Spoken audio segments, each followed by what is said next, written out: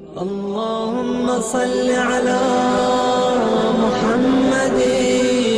وآل محمد۔ مباہلے کے جو باقاعدہ پیغامات ہیں کہ جو واقعہ ہوا تھا مباہلے کا، جس میں پیغمبر اپنے گھر والوں کو اس انداز سے لے کر گئے تھے، اور آج بھی وہاں باقاعدہ جو مدینے میں مسجد مباہلہ ہے، وہ جگہ کے جہاں پر مباہلہ ہوا تھا، اور وہاں پر دشمنی میں اس جگہ کا نام جو مسجد مباہلہ کے نام سے مشہور تھی، اس کا نام مسجد بنو معاویہ رکھ دیا گیا۔ خیر، تو بہرحال اب پیغامات آپ کہہ دیں گی واقع مباہلہ کے کون؟ مثلا آپ دیکھیے، میں تقریر میں بیان کرتا جا رہا ہوں، یعنی سمجھیں کہ آپ مباہلہ جو ہے پڑھنے جا رہی ہیں واقعات میں، جیسے آپ نے سرنامہ کلام میں بھی مثلا آیت مباہلہ قرار دی، وہ تمام چیزیں اس میں بیان کرتی ہوئے آپ آگے آ رہی ہیں۔ اب واقع مباہلہ جس وقت آپ پڑھیں تو واقع مباہلہ کیا پیغامات لے کے لوگوں پہ اپلائی کریں اس کا، کہ دیکھیے پہلا پیغام تو یہ کہ نصارہ نجران کی طرح صرف تعریف معصومین کی حد تک نہیں رہ جانا ہے آپ نے۔ وہ بھی کیا کہہ رہے تھے؟ تعریفیں کر رہے تھے آ کر اہل بیت کی، آج ہم ایسے چہرے دیکھ رہے ہیں کہ پہاڑوں کو بھی اپنی جگہ سے ہٹنے کا حکم دے تو ہٹ جائیں، لیکن جب اتنی تم تعریفیں کر رہے ہو تو ایمان کیوں نہیں لے آتے؟ کہا ہم جزیہ دینا قبول کر لیں گے، ایمان نہیں لائیں گے، یعنی بات نہیں مانیں گے۔ ان کی عظمت کے قائل ہیں کہ ہم پر عذاب نازل ہو جائے گا، لیکن کیا ہے؟ بات نہیں مانیں گے۔ آپ کہیں گے یہی والی تو چیز ہم بھی کر رہے ہیں، ہم مشاعرے کر رہے ہیں، ان کے فضائل پڑھ رہے ہیں، قصیدہ خوانی کر رہے ہیں، لیکن بات ہم ان کی ایک بھی نہیں مان رہے۔ نصارہ نجران کی طرح سے، یہ تو نصارہ نجران مباہلے سے پیغام یہ مل رہا ہے کہ ہماری سیرت تو ان کی جیسی سیرت بن رہی، لوگوں کے غیرت کو جھنجھوڑیں کہ یہ کیا کرنے جا رہے ہو۔ اس واقعے کے صرف یہ کہ صرف ان کی تعریف کر کے چلے جاؤ گے تو نصارہ نجران کی طرح سے تعریف کر کے چلے جاؤ گے۔ تمہیں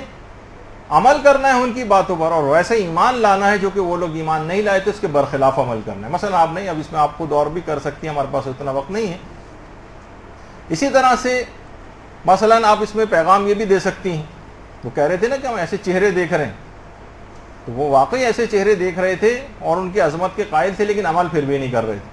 دوسرا پیغام یہ ہے کہ تبلیغ میں دین کے لیے عورتیں گھر سے باہر جا سکتی ہیں۔ آپ ان سے کہیں آپ دیکھیے کتنے آپ دنیاوی کاموں کے لیے باہر جاتی ہیں، لیکن اسلام جب عورتوں سے تقاضا کر رہا ہے انہیں زیادہ تر وقت گھر میں رہنا چاہیے، اور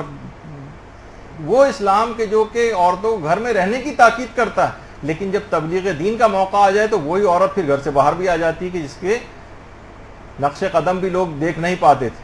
تو اس سے اندازہ ہوگا کہ واقعی دین کی تبلیغ کے لیے اب مثلا عورتوں کو آپ جھنجھوڑیں کہ اگر بیٹی کبھی مثلا کسی مدرسے میں پڑھنے جا رہی ہے، کسی جگہ پڑھانے جا رہی ہے، کتنے لوگ جو ہے وہ رکاوٹیں کھڑی کرتے ہیں گھر والے، کیونکہ وہ قائل ہی نہیں ہے اس چیز کے۔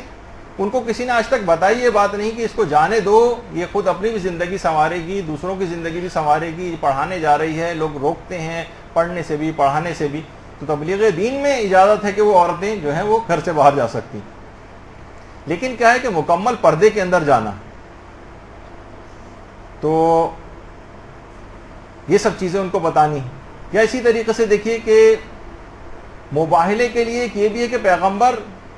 پورے گھر کو اپنے ساتھ لے کر گئے تھے۔ مباہلہ کیا تھا؟ مناظرہ تھا، یعنی تمام گھر والوں کو پیغام یہ کہ گھر والوں کو اتنا مضبوط ہونا چاہیے دین کے اعتبار سے کہ کبھی کسی کو جواب دینے کا موقع آ جائے کوئی تو وہ کم سے کم اس کا کوئی جواب تو دے سکے۔ یعنی پیغام اس کے اندر یہ کہ پیغمبر اکیلے بھی مناظرے کے لیے جا سکتے تھے، لیکن پورے گھر والوں کو لے کر کیوں گئے؟ یہ پیغام دینا تھا کہ دین کے اعتبار سے پورے گھر کو مضبوط بنانا ایک مومن کی ذمہ داری، کہ کبھی کوئی ایسا موقع آ جائے۔ اب قدم قدم پہ ایک ایک بات پر آپ جو ہے پیغامات دیتی ہوئی جا رہی ہیں۔ اچھا، اسی طریقے سے یہ بھی آپ کو پیغام دینا ہے کہ خالی صرف اتنا آپ کو مضبوط بنا دینا ہے کہ اپنے گھر کے بچوں کو بھی،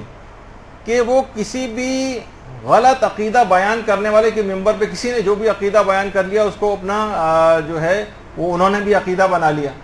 جو ذرا سا چرب زبانی آ کر ممبر پہ قافیے سے قافیہ ملا کے چلا گیا، اسی کے ہم نظریہ ہو گئے۔ اس کا مطلب ہے کہ گھر والوں کو عقیدے کے اعتبار سے اتنا مضبوط ہونا چاہیے،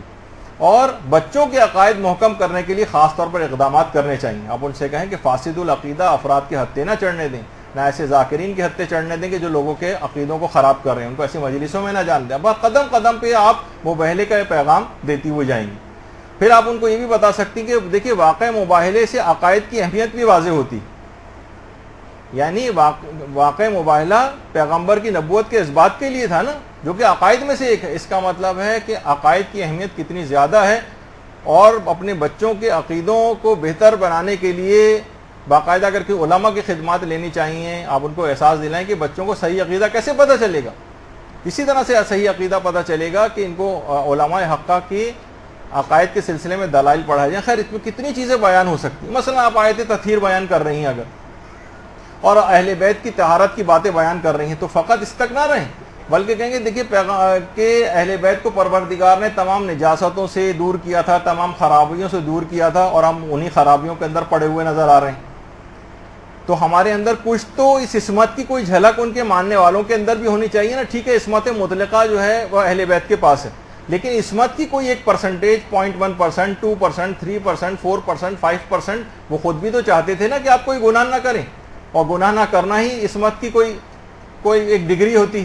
عصمت مطلقہ ان کے پاس ہے نا، ان کی کوئی برابری کر سکتا ہے نہ برابری کرنے کو کہا جا رہا ہے، لیکن ان کی سیرت پہ تو عمل کرنا ہے اور عصمت کی کوئی ایک پرسنٹیج حاصل کرنی۔ تو آیت تطہیر جو اہل بیت کی شان میں تھی، اس کو لوگوں پہ آپ نے تطبیق کی اور ان کو جھنجھوڑا کہ ان کی صرف تعریف کی حد تک نہیں رہ جانا ہے کہ یہ گناہ نہیں کرتے تھے اور یہ سب ان کی فضیلت اتنی زیادہ ہے، بلکہ اس آیت تطہیر سے آپ کے اندر یہ سبق آپ کو لینا ہے کہ آپ کو بھی کوئی گناہ نہیں کرنا، اس کی طرف ان کو لے کر جائیں۔ یا مثلا خیبر کا جو قلعہ، کتنا زیادہ خیبر ہمارے یہاں پڑھی جاتی، کبھی یہ نہیں ہوتا کہ امیر المومنین، یہ نقطہ نہیں پڑھا جاتا کہ جنگ خیبر میں فتح کے بعد امیر المومنین نے اندر خیبر کے قلعے میں گھسنے سے انکار کر دیا تھا، کہا میں اندر نہیں جاؤں گا کہ کوئی یہودیوں کی ناموس عورتوں کے اوپر نگاہ پڑ سکتی۔ اس سے آپ کتنے پیغامات جو ہیں وہ نوجوانوں کو دے سکتی ہیں کہ اپنی نظر بازی کرنا اور نامحرموں کو دیکھنا اور ٹی وی کے اوپر اس انداز سے بے حجابانہ نظریں گاڑنا اور اداکاروں اور ان کے چہروں کو دیکھنا، یہ امیر المومنین کے ماننے والوں کی سیرت کے مطابق نہیں۔ امیر المومنین تو ایسے تھے کہ یہودیوں کی ناموس کے اوپر بھی نگاہ کرنے کے خوف سے جو ہے اندر قلعہ خیبر کے اندر جانے سے انکار کر دیا۔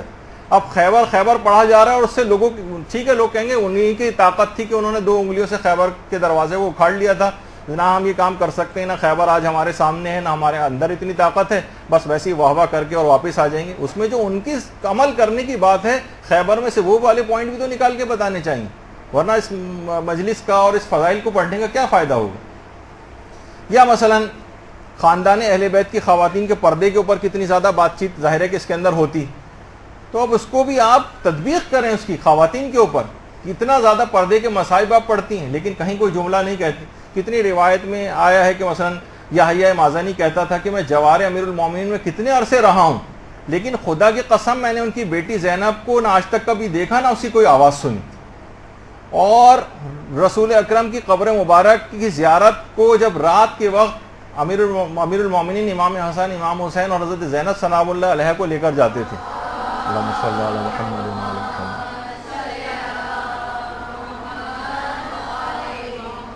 اس حد تک پردے کی محافظت کرتے تھے کہ حضرت زینب سلام اللہ علیہ کے دائیں اور بائیں امام حسن اور امام حسین ہوتے تھے، آگے امیر المومنین ہوتے تھے، اور شام اور رات ہونے کا انتظار کرتے تھے قبر کی زیارت کے لیے آنے پر۔ اور قبر کی زیارت پر آ کر بھی امیر المومنین کا ایک طریقہ تھا، ہمیشہ چراغ کی لو کو مدھم کر دیا کرتے تھے۔ امام حسن نے جب پوچھا کہ بابا یہ آپ چراغ کی لو کو کم کیوں کرتے ہیں، تو کہا کہ میں نہیں چاہتا کہ تمہاری بہن کے چہرے کو کوئی جو ہے وہ دیکھ لے۔ اب ایک چیز سے آپ لوگوں کو بتا سکتے ہیں اور آپ ان کو احساس دلائیں گے دیکھیے یہ زینب تھی، ان کے اوپر آپ رونے کے لیے آئی ہیں، تو ان کی سیرت سے ہم کتنے دور ہو گئے، ان خواتین کے پردے وہ کیا ہو گیا۔